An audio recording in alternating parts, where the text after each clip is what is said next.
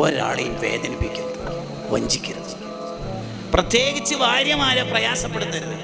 മുഹമ്മദുൻ സ്വാഹിബുൽ ഇഹ്സാനി. നബി സല്ലല്ലാഹു അലൈഹി വസല്ലം തങ്ങളെ കുറിച്ച് ബൂസിരി ഇമാം പറയാം, മുഹമ്മദുൻ സ്വാഹിബുൽ ഇഹ്സാൻ. റസൂലുള്ള നന്മ മാത്രം ചെയ്യുന്ന ആളാണ്.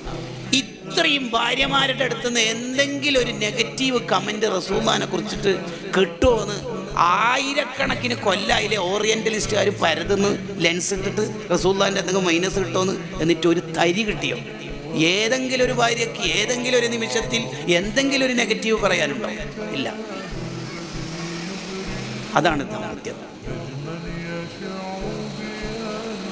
വഫാത്തിന്റെ തൊട്ടു മുമ്പ് നബി സല്ലല്ലാഹു അലൈഹി വസല്ലം തങ്ങൾ സ്വഹാബത്തിലേക്ക് ഇറങ്ങിയിട്ട് പറഞ്ഞല്ലോ, ഇത്രയും കൊല്ലം നമ്മൾ ഒന്നിച്ച് ജീവിച്ചിട്ട് എവിടെയെങ്കിലും എന്നോട് നിങ്ങൾക്ക് വിഷമം വന്നിട്ടുണ്ടെങ്കിൽ ഇതാ എന്നോട് ഖിസാസ് എടുക്കാം, നിങ്ങൾക്ക് എന്നോട് തിരിച്ചു ചെയ്യാം, ഞാനിതാ ഇതിന് റെഡിയാണ് പറയും. നോക്കിയത് സുബ്ഹാനല്ലാഹ്.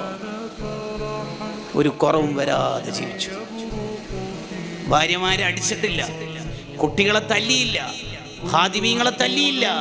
63 കൊല്ലത്തെ ജീവിതം അത്രമേൽ സൗന്ദര്യപൂർണമായ ജീവിതമായിരുന്നു.